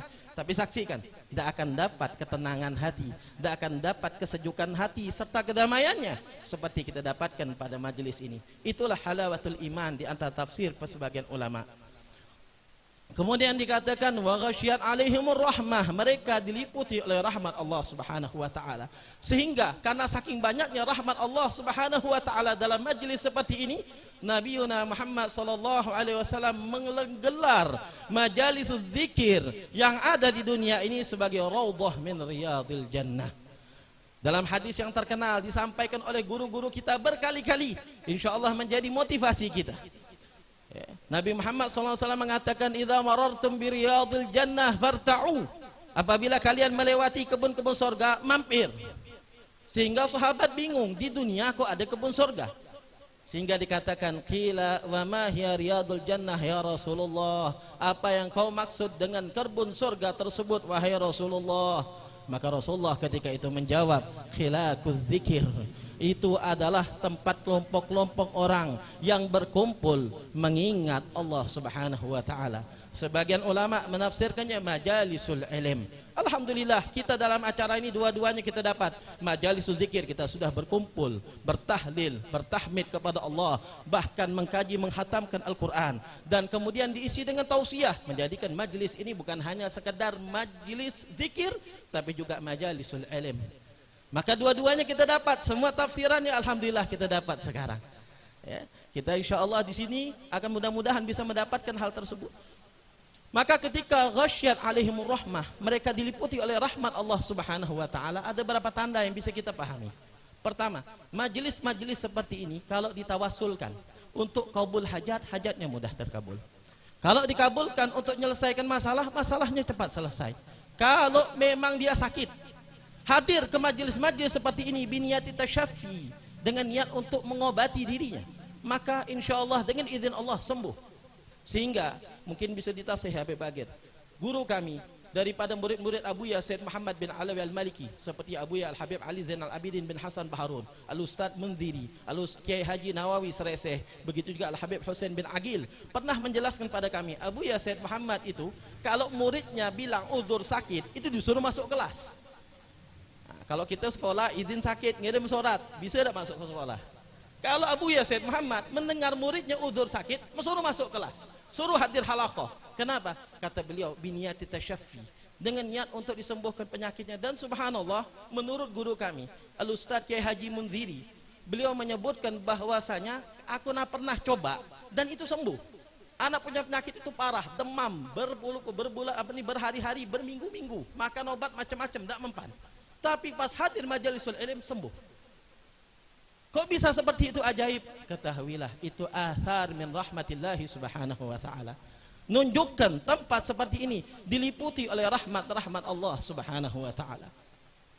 Tak cukup sampai di situ. Ghasyat alaihim wa haffathumul malaikah, kemudian mereka dikelilingi dan ditutupi oleh para malaikat.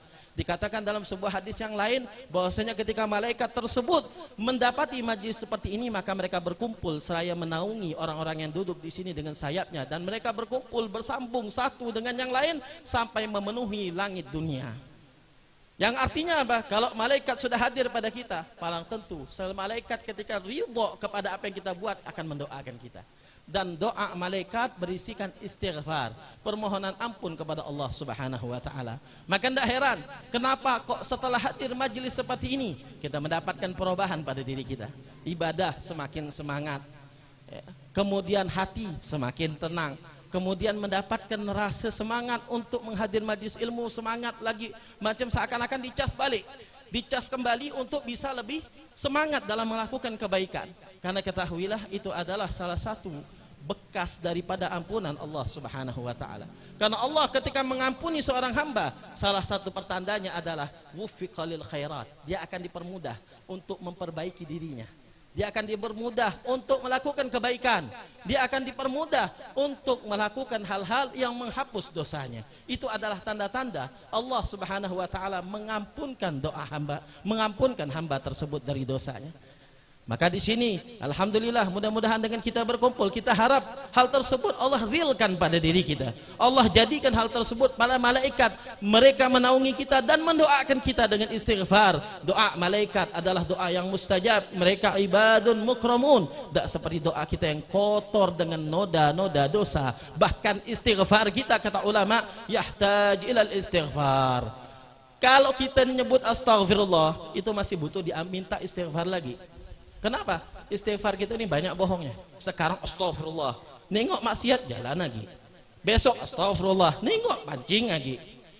Apa kita main-main? Beda dengan istighfar malaikat ya ikhwan. Istighfar malaikat satu kali saja, semua dosa kita bersih. Semua kita diampunkan, dipermudah oleh Allah Subhanahu wa taala menuju kebaikan, jalan-jalan yang bisa menghapus dosa-dosa kita sebelumnya. Kemudian yang terakhir, Al-Faqih di sini cuma ingin menyampaikan dua hal saja karena waktu juga sudah terbatas. Biar 15 menit cukuplah ya. Dosa banyak-banyak. Karena pesan dari panitia tadi dosa banyak-banyak beb katanya. Anak suka ngelantur soalnya. Minta maaf ya. Suka ngelantur soalnya.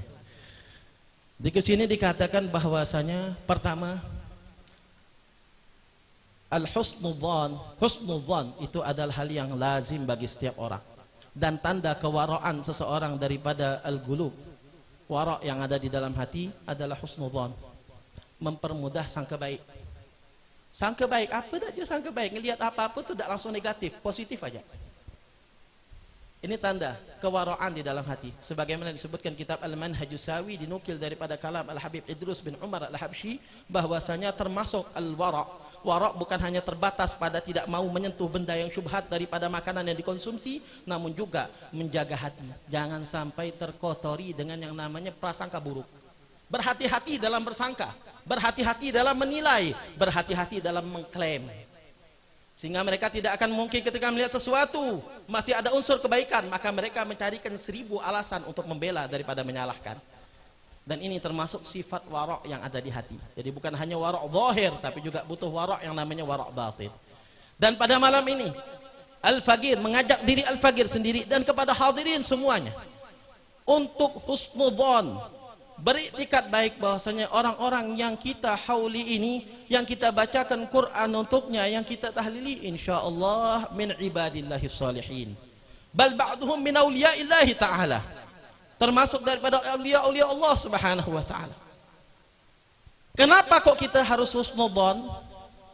Pertama, ada tanda yang membuktikan, tanda yang membuktikan mereka wali min auliya'illahi subhanahu wa ta'ala, atau ba'dhum awliya min awliya illahi subhanahu wa ta'ala. Sayyidina Abdullah bin Abbas, beliau pernah mengatakan sebuah maqalah, atau diriwayatkan dari beliau sebuah maqalah yang sangat terkenal, di mana beliau mengatakan awliya Allah mata idza ru'u dzakarallah. Mereka para wali-wali Allah itu kalau dilihat itu langsung ingatkan kita pada Allah. Nah, ini kita kan tahu pandangan kita nih. Ada orang kalau lihat dia ingatnya pasar, karena setiap hari ngomong berdagang. Ada orang lihat dia bisnis, ngapa? Tiap hari omongannya bisnis. Ada orang lihat dia pasti ingatnya mokat, ya, tiap hari mancing mokat. Tapi mereka yang lazimul ibadah, lazimut ta'ah, pasti yang diingat kalau lihat dia pasti taat. Mereka para aulia Allah subhanahu wa ta'ala. Dan kita subhanallah, disengaja atau tidak sengaja, terpaksa atau tidak terpaksa, dengan sebab mereka yang kita tahlilkan dan kita doakan berkumpul, baca Quran sampai khatam, baca tahlil, baca zikir, karena sebab mengingat mereka. Mungkin kita tidak bertemu langsung dengan mereka melihat, tapi athar mereka para aulia tidak akan putus, karena kematian mereka sama dengan hidupnya. Dan di antara hal tersebut mereka menjadikan sebab berkumpulnya kita. Bahkan kita akui terang-terangan dalam doa tahlil kita, manijtaba'na bisababihim walatalawna liajlihim, khususon kepada orang yang kami berkumpul karena sebab mereka, dan kami menghatamkan baca Quran, baca zikir untuk mereka. Lah kok pengakuan ini timbul? Terpaksa atau enggak? Terpaksa atau tidak terpaksa? Terseret kita yang hadir di sini bisa seperti itu. Loh kok bisa? Li'annahum awliya Allah, idza ru'u dzakarallah. Kalau mereka dilihat, mengingatkan kita pada Allah. Maka hati-hati dengan para mereka aulia, para salihin. Tanda mereka mungkin bukan pakai sorban yang besar. Tanda mereka mungkin bukan mereka adalah orang-orang yang benar-benar seakan-akan khusyuk. Tapi tanda yang paling menonjol daripada mereka, hawa kebaikan begitu kental, aura kebajikannya begitu kental, sampai kalau kita lihat ingat dosa kita. Kita padahal tidak ngomong, tidak noleh, walau ngucap sekalam pun senyum sama kita. Bekhair. Dosa kita ingat, ya Allah, aku ini kotor, alangkah baik bisa ketemu beliau. Bisa langsung kayak gitu. Kok otomatis dari mana setrum itu nyambung ke hati kita? Ketahuilah mereka wali min auliyaillah. Maka di sini ilzami husnudzon. Lazimi hati kita untuk sangka baik. Sehingga dalam sebuah gubahan syair disebutkan, kulla lailatin fa'taqidil qadra wa kullaman laqitahu fa'taqidil khidra. Setiap malam husnudzon, mungkin malam Lailatul Qadar, sehingga setiap malam kita ibadah. Jangan nunggu bulan puasa baru ke masjid. Dan setiap orang kau ketemu, jangan kau sangkakan dia adalah Nabi Khidir, sehingga kita tidak punya nilai negatif kepada siapapun kita ketemu, kenal ataupun tidak kenal. Mungkin dia Nabi Khidir, bukan berarti lepas waspada, bukan, tapi jangan buat nilai yang berlebihan, apalagi negatif setiap ketemu orang. Mungkin dia Nabi Khidir, mungkin dia wali min auliyaillah. Kenapa? Karena kalau betul-betul dia Nabi Khidir atau wali min auliyaillah, la yafutuna barakatuh, tidak akan meleset dari kita keberkahan yang mereka bawa. Itu pentingnya. Dan yang kemudian Selanjutnya adalah tidaklah kita berkumpul di sini kecuali adanya mahabbah, rasa cinta pada mereka para aulia dan salihin. Karena tidak mungkin kita nak meluangkan waktu, mungkin datang dari jauh berpuluh-puluh kilo ke sini, hadir, meluangkan waktu, baca Quran, baca zikir yang begitu panjang, dengan nasihat yang begitu panjang, yang kalau kita ukur dengan akal, letih kerja ni, bukan kerja mudah. Tapi kok kenapa kita memaksakan diri untuk melakukan hal tersebut? Ketahuilah, itu min alamatil mahabbah. Dan cinta kepada mereka merupakan bagian daripada cinta kepada Nabi Muhammad SAW. Karena tidak mungkin kita cinta kepada mereka kecuali karena kesolehannya. Dan kesolehan itu dari siapa berasal? Nabi Muhammad SAW. Maka cinta pada mereka gambaran atau bagian daripada cinta kita kepada Nabi Muhammad SAW. Allahumma haqiq, amin. Nah kemudian cinta kepada mereka orang-orang soleh tidak akan sempurna kecuali sebagaimana yang disebutkan oleh Al-Imam Al-Ghazali. Beliau mengatakan, qala Al-Imam Hasan Al-Basri, la yaghurrannaka qawlu man yaqul al-mar'u ma'a man ahab fa innaka lan talhaqal abrara illa bi'a'malihim. Falyahudu wan nasaru kanu yuhibbuna anbiya'ahum walaysu ma'ahum wa hadhihi isyaratun ala anna mujarradal mahabbah min ghairi ittiba' la yanfa' atau kama qala Imam Al-Ghazali fil Ihya. Ketahuilah bahwasanya jangan sekali-sekali kalian terlena hanya mengandalkan sebuah hadis mungkin yang kita pernah dengar, al-mar'u ma'aman ahab. Orang itu pasti akan dikumpulkan bersama orang yang ia cintai. Ini hadis sahih. Tidak layak untuk ditanyakan karena percuma, siapa pun tidak ada yang tahu hari kiamat kecuali Allah. Untuk apa ditanyakan? Kedua, kapanpun hari kiamat yang terjadi tidak jadi masalah. Yang penting sudah siap apa. Sehingga Nabi meluruskan pertanyaannya tanpa menyinggung. Langsung beliau arahkan jawabannya dengan pertanyaan balik. Madza a'datta laha. Ini dikenal oleh ulama balaghah sebagai uslubul hakim, kata ulama balaghah. Ya. Di mana ketika itu mereka memindah kepada hal yang lebih baik daripada makna kalam sebelumnya. Maka dikatakan di situ seorang Arabi tersebut menjawab, ma'adattu laha kathira salatin wala siyamin ila anni uhibbu Allah wa rasulah. Aku tidak menyiapkan untuk hari kiamat ini banyak hal. Anak tidak punya banyak solat, tidak punya banyak puasa, intinya tidak ada banyak ibadah. Tapi satu hal saja aku punya. Aku cinta pada Allah dan Rasulnya. Maka Nabi Muhammad SAW mengatakan al-mar'u ma'aman ahab. Seseorang itu akan dikumpulkan nanti di surga bersama orang yang ia cintai. Kalau modalnya cinta Allah dan Rasulnya, maka dia juga pasti insya Allah akan berkumpul dengan Rasulullah SAW di surga. Namun Imam Hasan Al-Basri mengingatkan, jangan kalian hanya dengan modal mendengar ini langsung hanya pengakuan di lisan. Oh, ku cinta aulia, cinta habaib, ku muhibbin. Cuman modal lisan saja, tidak sampai di hati dan tidak mengikut perbuatan mereka, engkau sudah merasa sampai dan mendapat manfaatnya. Karena beliau mengatakan, fa innaka lan talhaqal abrara illa bi'amalihim. Engkau tidak akan mungkin bisa mengambil manfaat dan berkah mereka kecuali mengikuti amal perbuatan mereka. Jadi kalau kita cuma hol tapi tidak niru mereka, tidak niru sahibul haul, tidak mengambil kebaikannya, tidak meramaikan apa yang pernah mereka dakwahkan. Mereka datang ke sini dakwah, ngajarkan ilmu, ngajarkan Islam. Lah yang kita nak hadir majlis tak dengan 1000 alasan, khalas. Berarti hal tersebut belum sampai. Kata Imam Hasan Al-Basri, fa innaka lan talhaqal abrara illa bi'amalihim. Engkau tidak akan sampai mengikut seperti mereka, diikutkan bersama mereka nanti kecuali meniru amalnya. Sebagai perbandingan kata beliau, al-yahud wan nasara, orang Yahudi dan Nasrani, kanu yuhibbuna anbiya'ahum, mereka ini suka kuat lantang menyuarakan cinta pada nabi mereka, bahkan saking fanatiknya. Kalau nabi yang mereka suka, yang tidak suka dibunuh. Untuk membela nabi yang mereka suka, alasannya cinta buta. Tapi walaisu ma'hum, nanti di hari kiamat tidak satu pun Yahudi dan Nasrani bersama nabi-nabi mereka kecuali mereka beriman kepada Nabi Muhammad.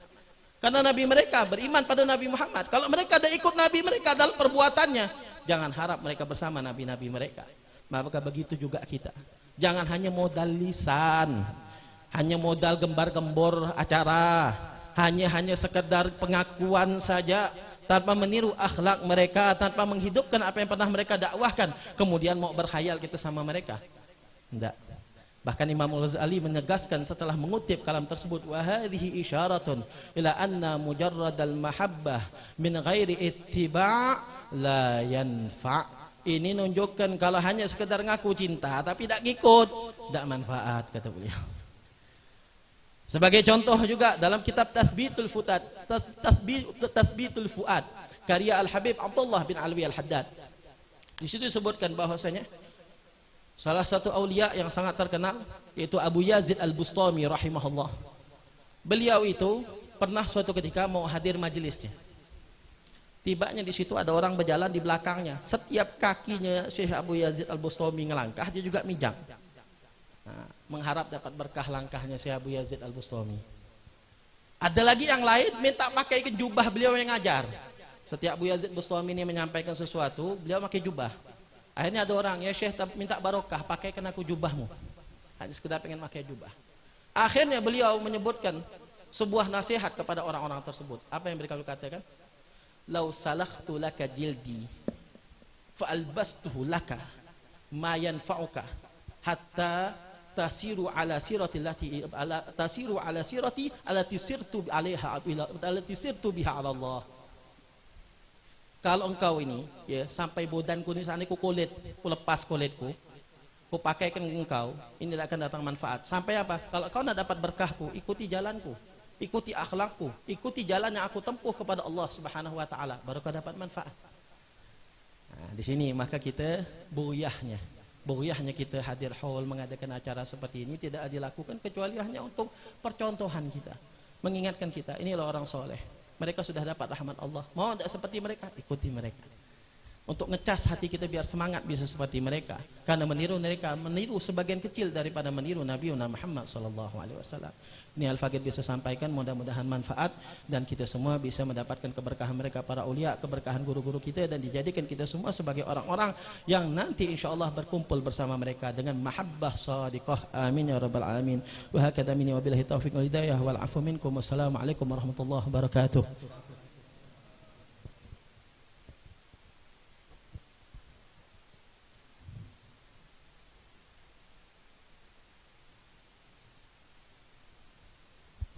Bismillah, alhamdulillah, syukran katsiran, jazakumullah khair jazak. Kami ucapkan kepada beliau Habib Hasan bin Salim Asghaf, dan insyaallah acara akan ditutup dengan talqin zikir. Sebelum acara ditutup dengan talqin zikir, kami akan menyampaikan undangan besok pagi. Acara akan dimulai di Surau Tanjung jam 6, dimulai dengan pembacaan kitab Burdah. Dan kalau punya bisa menyempatkan diri untuk hadir salat subuh berjamaah dan dilanjutkan wirid latif. Pada malam ini talqin zikir kami mintakan kepada guru kami Abu Ya Al-Habib Muhammad Habib Muhsin bin Abdullah Labsyi alaihi faldatan syukur. Bismillahirrahmanirrahim. Bismillahirrahmanirrahim. La ilaha illallah astaghfirullah wa sallallahu ala rasulillah. Qala Rasulullah sallallahu alaihi wa alihi wasallam, afdalu ma qultu ana wan nabiyyun min qabli la ilaha illallah.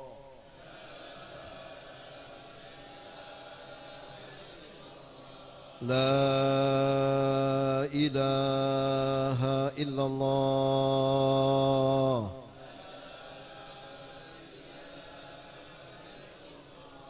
La ilaha illallah.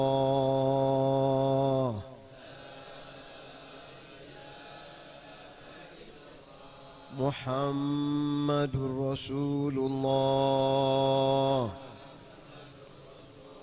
sallallahu alaihi wa sallam syarafa wa karama wa majda wa adama wa radiyallahu ta'ala an ahli baitihi tayyibin tahirin wa ashabil akramin wa azwajihi tahirat ummahatil mu'minin wa alina ma hum fihim birahmatika ya arhamar rahimin. Allahumma ij'al jam'ana hadha jam'an marhuma wa tabarraqna min ba'di tabarruqan ma'suma wa la taj'alna wa man ma'ana hawalaina shaqiyan matrudan wa mahruma. اللهم اجعلنا ممن يستمعون القول فيتبعون احسنه وصلى الله على سيدنا محمد وعلى آله وصحبه وسلم والحمد لله رب العالمين.